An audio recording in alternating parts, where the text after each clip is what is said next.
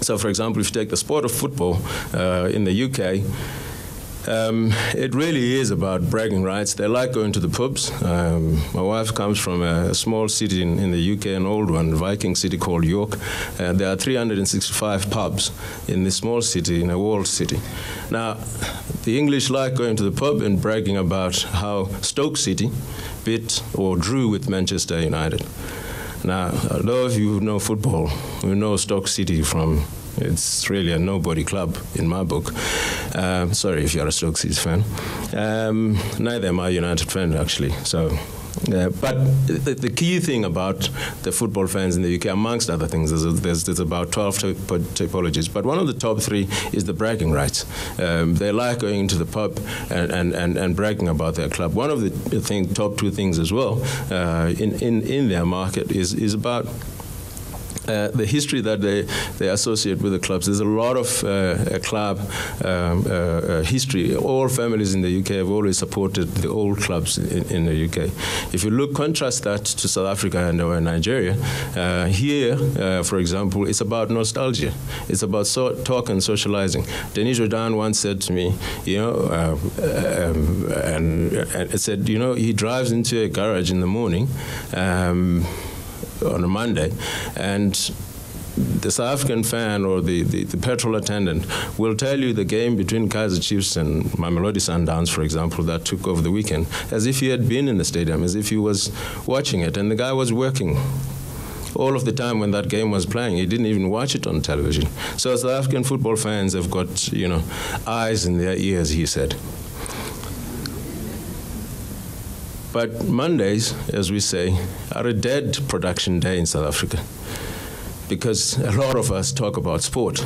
We love to talk about the sport, the cricket, the rugby, the whatever has happened over the weekend. So our production levels are quite low on Mondays. They tend to improve as the week goes by and then go down on Friday again.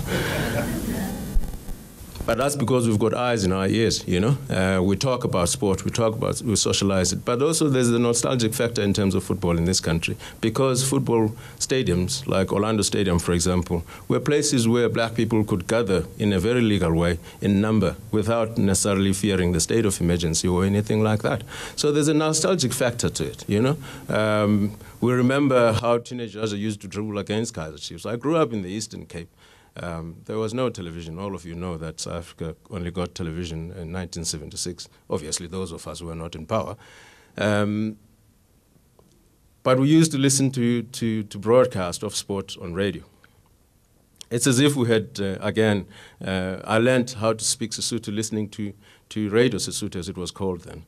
The broadcast of football. And I learned a few terms and got oriented to the language of Sesotho as a consequence of that. So these are the things that make us follow football. So when we design a leverage plan then for a business, for a brand, we take these things into consideration. That's how we devise a compelling leverage strategy. With a view to making sure that we've defined the objectives, we understand what it is that we want to achieve out of it, and therefore we can marry the two things and deliver results. So I'm not going to go through this because it's quite a detailed platform, but what I want to do is to highlight to you the process that one can go through in order to be able to come up with a reasonable executable sponsorship. It's all about doing the research. There's a myriad of platforms that we tend to tap into in order to understand the brand, understand the market, understand the audiences or the consumers or the fans that you want to talk to. In this particular case, we take all sorts of tools from BMI to Rubicon to IVR and marry all these things together and say, what do these things tell us about the people that we are? Over and above that, we then put our passion drivers into it and say, okay, so we know the people, we know what the brand wants to do, we know what the brand is about. How do we then put the passion drivers on and overlay it on top of that? A lot of the brands in South Africa do sponsor something or the other, and if you don't, then there's always something that brands tend to donate to. So one of the things we thought we should look at is we devised a tool called the equity benefit model. And really what that seeks to do is to say, where are the peaks and troughs of your brand in terms of in relation to your consumer? Is the brand being consumed in winter like Eskom, or is it consumed in summer like ice cream? And does your sponsorship marry that? So you'll find that some brands will sponsor something whose consumption patterns are very high in summer, whereas it's actually a winter brand. So therefore, you don't have an opportunity to communicate with your consumer at the time at which they interact with your brand the most. So we need to look at these, look at these things and say, we need to marry and make sure that the equity benefit model applies to all of those. So that's just one of the criteria that the equity benefit model does for you. And then the next step after that is about really selecting, therefore, what is it that we need to do, either in the things that you have or bring in something new. In order to do that, one, again, you have a matrix that we've developed, which we call the Property Strength Index. And really that looks at whether that property has got enough strength to talk to the brand objectives that you have. And how do we marry these two things and make sure that there is an alignment. So if you want to create noise, in other words, awareness, does this thing have a lot of media coverage, et cetera, in order for you to be able to make the kind of noise that you want to make about a brand? If not, then we need to look at things that do that.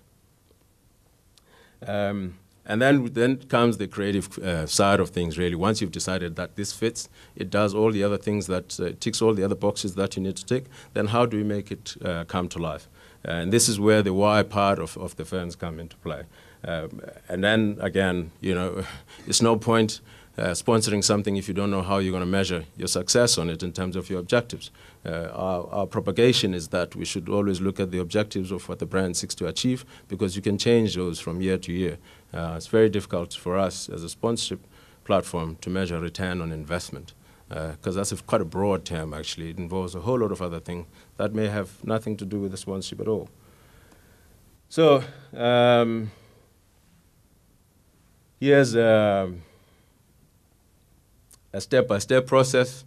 This is just something that, we use to illustrate to you this conceptualization process. So when we talk about the MTN sponsorship of the World Cup, you can imagine this dashboard was a few pages long because of the kind of volume that we had on that sponsorship. But again, it looks at various metrics all the way from design up to measurement.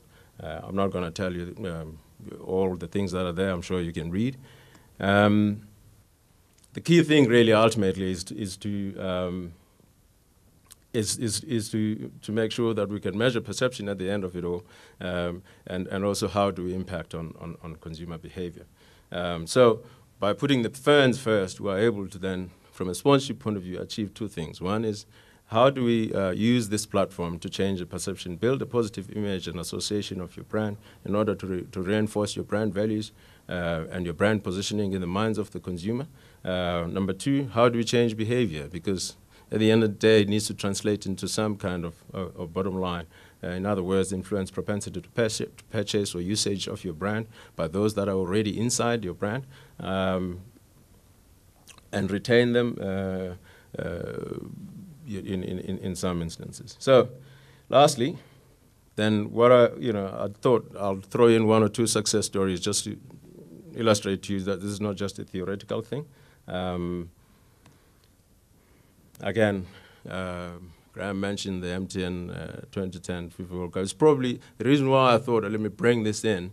It's by far the biggest sponsorship by a South African company of a property. And it was the biggest activation by a single sponsor in any World Cup ever. So it's a landmark case study for us, and I think for South Africa in general. It won MTN the sponsorship, the best sponsorship of the year in 2011, the Virgin Sports Awards. And the results are there, really, and they speak for themselves. MTN replaced Standard Bank as the #1 brand in terms of the reputation survey by Reputation Pulse. And now it is a globally recognized brand, and probably, even though they've got these problems in Iraq, for some reason, I was looking at the share price the other day, it keeps going up. So they've occupied the pages, the business pages, in a very positive way, and sometimes negatively, but it doesn't seem to have an impact that much on the bottom line of MTN. In terms of the consumer behavior, I can't give you the details of that. This is the only thing I'm allowed to tell you, that it surpassed the target by 600% in terms of the World Cup-related campaigns and activations. So it really worked for them. There's a few other case studies that I've included in my prezo, including the MasterCard sponsorship of the World Cup. The reason why I've included this is because MasterCard, this was a global platform which all of Octagon across the globe worked on, including ourselves. So let me just rush through to the end to that, because this is the conclusion point, really. The propagation is about an insight-led approach, understanding your consumer, who you're trying to reach, what are their needs, and what are the misconceptions that they have or conceptions that they have about your brand. Then find the ownable space, the passion point. Leverage that passion point with them, because if you don't do that, you could be talking to the right people using the wrong language. And that's the key differentiator here. You need to talk to the right people, use the right language to them, and engage with them. It's a way of making sure that you position your in a true way in front of them, rather than trying to say something else to them when your brand actually, in their minds, stands for something else.